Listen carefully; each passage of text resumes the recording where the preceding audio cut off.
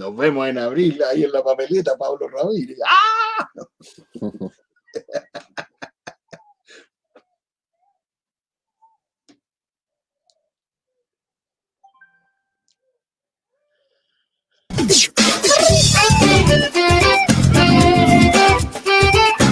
Twitter Café por la 102.5.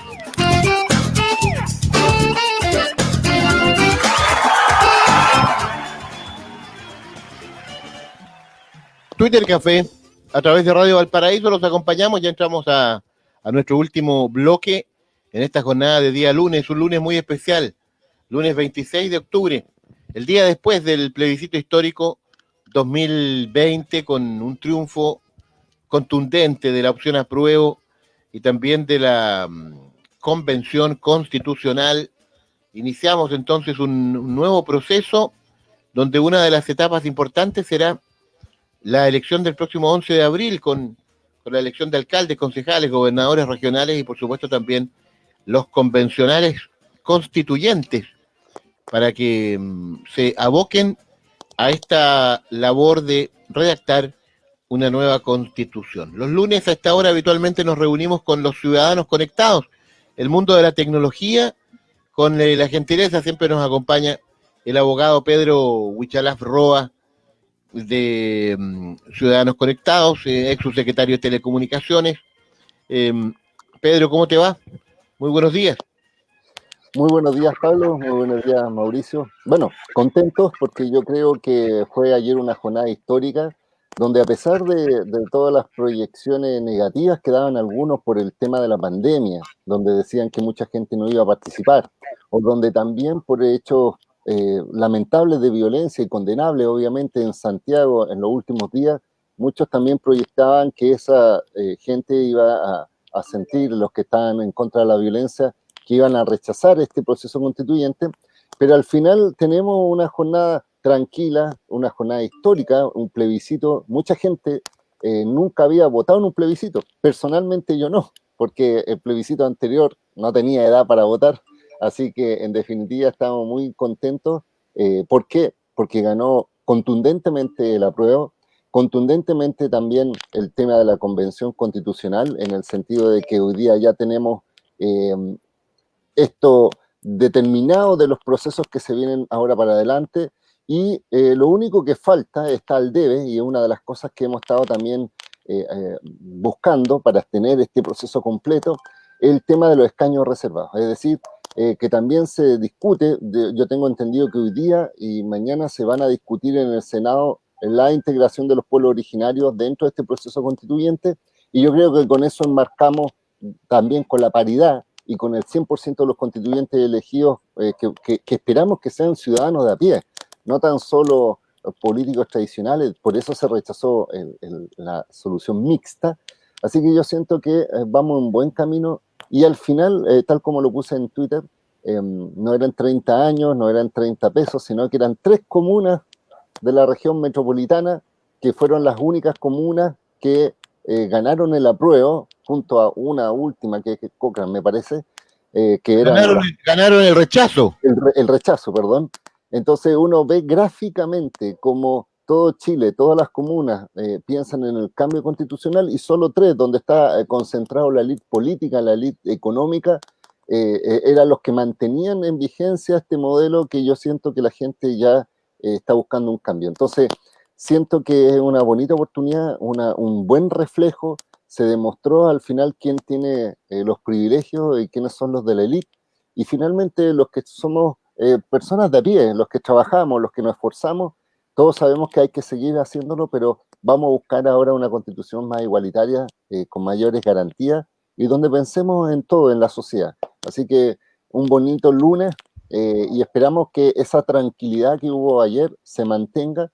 Aquí no hay revancha, sino que hay que avanzar en común, y es el camino que hay que avanzar.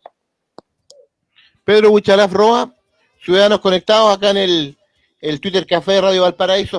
Sí, de inmediato, Pablo, pero antes, Pedro, da la impresión de que al aflorar este espíritu cívico, ciudadano, republicano de los chilenos en esta jornada histórica de ayer, como que las cosas vuelven a su centro, como que se toma un cauce distinto y un ánimo distinto, tal vez uno quiera verlo así, Pedro Huichalaf. Voy a lo siguiente, las redes sociales, que si uno las veía, oiga, daba la impresión de que prácticamente estábamos enfrentándonos, ¿no es cierto?, ya pero en una guerra desatada durante todo el último tiempo, de una odiosidad extrema, con argumentos, por supuesto, muy duros, de un sector hacia otro.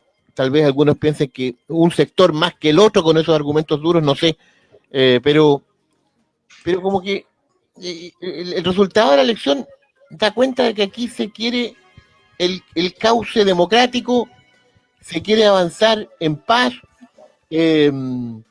y ahí como que el conjunto de las redes sociales o ese espíritu tóxico tremendo que tienen las redes, como que se echa a un lado, Pedro. ¿Cuál es tu impresión sobre ese tema?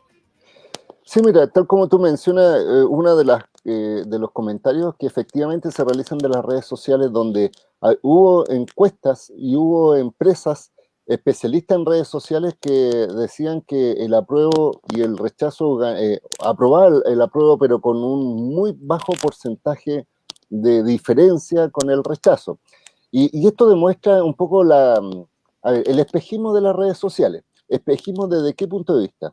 De que no todas las personas que participan en las redes sociales expresan su opinión, primero, sino que al final hay mucha gente que son líderes de opinión y los demás retuitean, copian, pero también hay que darse cuenta el peligro que existen de solo dejarse influenciar por las redes sociales. De hecho, lo mencionamos, me parece que CIPER había realizado un periodismo de investigación y había determinado que había muchas cuentas pagadas, en este caso por gente del rechazo, estaban por la gente de extrema derecha, que utilizaba esas herramientas como para tratar de influir en los ánimos de las personas. De hecho, una de las cosas que hoy día se critican en las redes sociales cuando no hay mayor control, por eso se le está exigiendo tanto a los dueños de las redes sociales, estamos hablando de Facebook, de WhatsApp, Instagram, etcétera, que empiezan a determinar algunos controles o filtros justamente para que esta realidad que se vio plasmada en un plebiscito pueda tener mayor claridad que en las redes sociales, donde obviamente la diferencia era enorme. Yo veía algunos cientistas políticos incluso que hacían sus propias encuestas y marcaban, no sé, 80% de rechazo. Entonces, esa diferencia enorme, primero nos hace darnos cuenta que no todo lo que dicen redes sociales es verdadero. Por eso siempre yo le he dicho, las redes sociales son finalmente una herramienta de comunicación. Es como comprar el diario, es como escuchar la radio. Uno tiene algunos lugares o algunos actores que uno le puede generar confianza y obviamente lo va a tener con mayor atención y puede que escuche otras opiniones donde uno tiene que tener ciertas dudas. Lo importante es que nos demos cuenta que este proceso es mucho más democrático, es mucho más tranquilo, es mucho más pacífico de lo que se trataba de instaurar.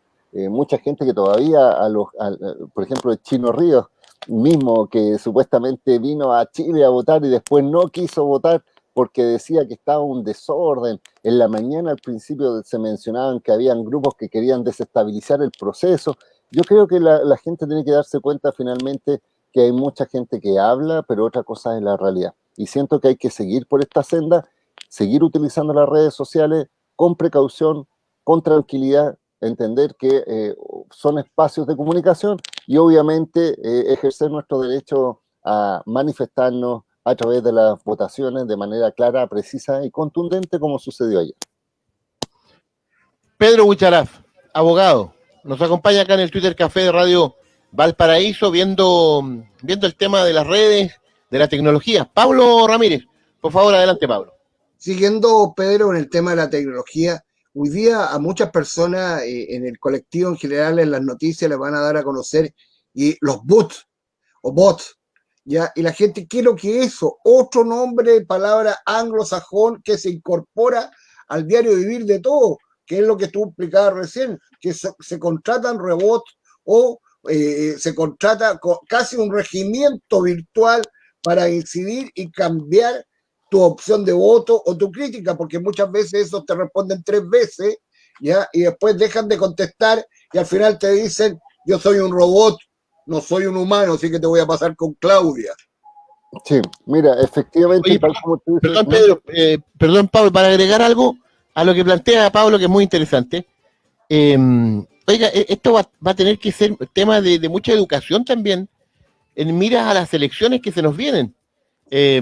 Porque aquí vamos a ver una cantidad de rostros, de nombres tremendos, los van a descalificar, los van a criticar, les van a inventar cosas. En fin, es un tema ultra delicado, creo, Pedro, en miras a la tremenda elección donde va a haber candidatos en número para tirar a la chuña, en la elección del 11 de abril, alcaldes, concejales, gobernadores regionales y ahora los convencionales constituyentes. Pedro. sí, mira, efectivamente, tal como dice Pablo, existen personas que se lucran con esto, es decir, crean cuentas falsas, crean perfiles que no son verdaderos y que arriendan esa cantidad de personas virtuales que uno no sabe identificarlo porque colocan imágenes de repente de una u otra persona. A veces se pueden identificar porque tienen números o porque el nombre son raros, pero en definitiva siento que hay que entender, por ejemplo, efectivamente que existe esa mala práctica. Es decir, existen algunos que tratan de inflamar, o sea, perdón, de influir sumando números para tratar de decir, mira, mi comentario fue retuiteado por 100 personas, por 1000 personas, pero cuando en determinada se hace un pequeño análisis de las cuentas, se dan cuenta, uno empieza a verificar que esto no es verdadero. Y pasa, como tú dices, Mauricio, que hay que tener mucha atención. Y generalmente la gente vota por la gente que le genera confianza, por aquel que la conoce, aquel que tiene una trayectoria, aquel que uno ya sabe de dónde viene, cuáles son sus ideas, sus principios, y yo siento que eso es lo que hay que mantener en esta elección que se viene en abril de concejales, que es algo más local, de alcaldes, que va a ser representativo, porque van a haber muchos cambios de alcaldes forzados por la ley, pero también por este ánimo de la gente de cambiar la política antigua. También están los gobernadores regionales que van a ser históricos porque van a ser las primeras veces que se van a adoptar y elegir por este tipo de figuras políticas administrativas regionales, pero también están los constituyentes convencionales.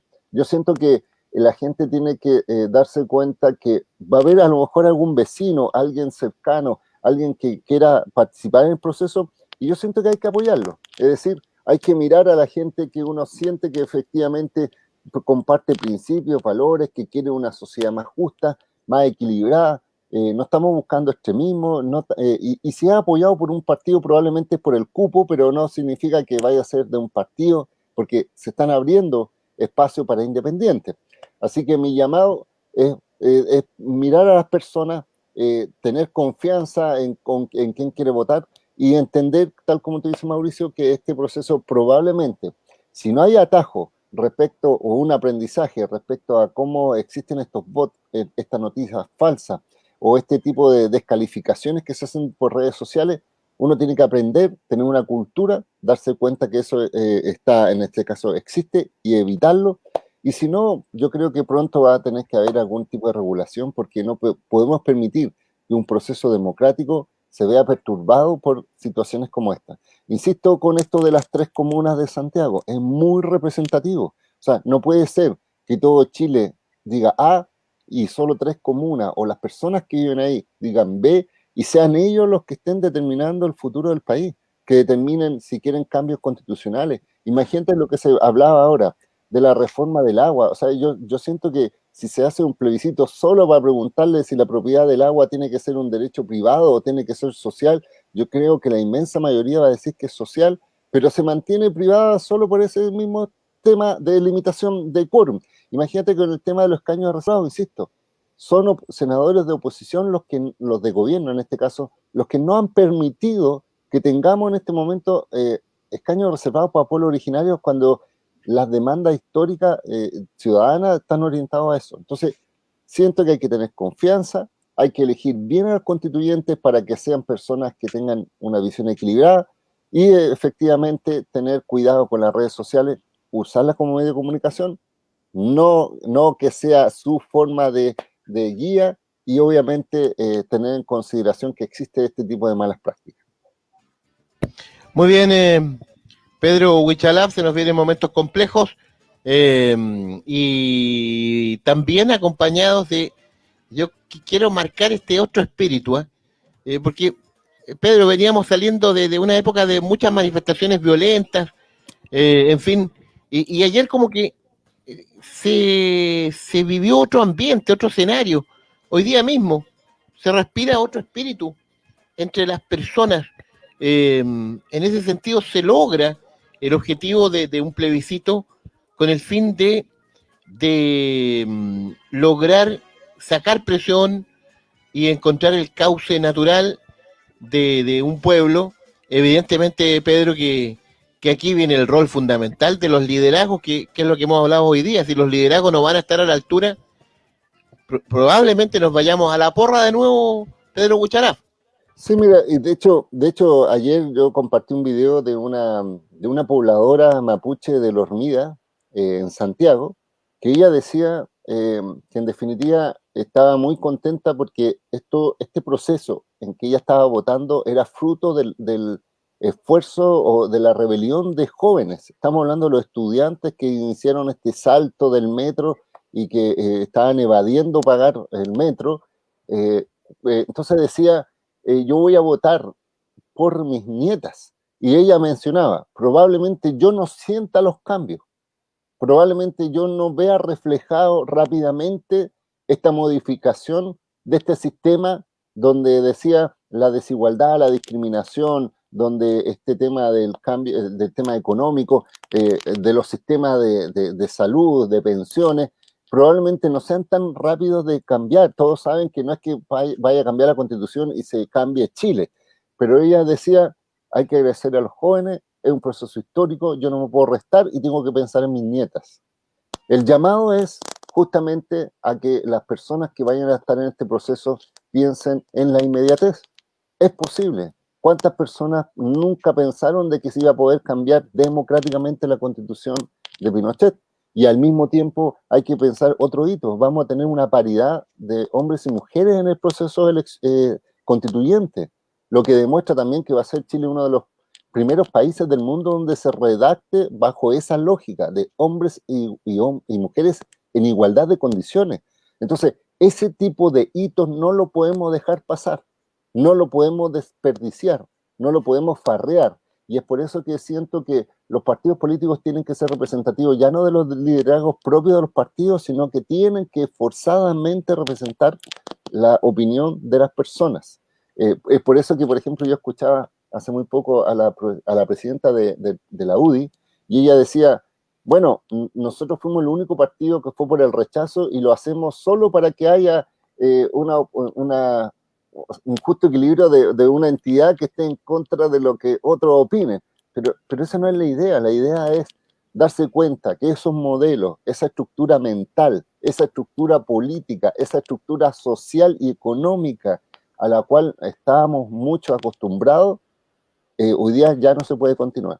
Y eso va a significar un cambio de paradigma, y donde los jóvenes que ayer fueron también en mayoría a votar, demuestran el interés ciudadano transversal, y no tan solo los adultos mayores que siempre han ido a votar, no tan solo la clase media o madura, sino que también los jóvenes tienen mucho que aportar en este proceso. Pedro Huichalaf Roa, nos vamos del Twitter Café. Agradecerte, Pedro, enfatizar el tema de la educación en las redes sociales, educación en tecnologías. Está bien, hay muchas charlas, hay mucho contenido en internet, pero yo creo que ahí hay que lograr una capacitación, yo diría, muy intensa, con el fin de lograr el buen uso y las buenas prácticas en las redes sociales, pensando en los jóvenes, en los niños, en los adultos también, por supuesto. En fin, yo creo que por ahí se puede aportar mucho. Pedro Huichalaf, abogado, ex subsecretario de Telecomunicaciones. Gracias, Pedro, un abrazo. Un gusto, nos encontramos el próximo lunes. Hasta pronto, que estés muy bien. Nos vamos, Pablo Ramírez. Gracias a Camilo González, René Gallardo en la sala de control. Usted siga en sintonía de Radio Valparaíso. Ya vienen luego las noticias de la hora con Roberto Tapia, luego Telmo Aguilar con Dimensión Latinoamericana y las noticias a las 13 horas, Frecuencia Informativa Central con la conducción del periodista Marcos Sepúlveda. En la tarde, tremendos programas como siempre también en Radio Valparaíso. Un abrazo, arriba los corazones. Nos reencontramos mañana a las 9 a.m. en otro Twitter Café a través de Radio Valparaíso. Hasta pronto, buenos días. Twitter Café fue una presentación de Codelco Ventanas, la primera empresa en la región en certificarse en una norma de equidad de género, apostando por la igualdad y la diversidad. El mundo está cambiando y Codelco está cambiando junto a ti. Con la dosis perfecta de Twitter Café en tu cuerpo, ya estás preparado para el resto de la jornada. No lo olvides, nos volvemos a reunir de lunes a sábado desde las 9 de la mañana en Twitter Café. Solo por Radio Valparaíso, la banda sonora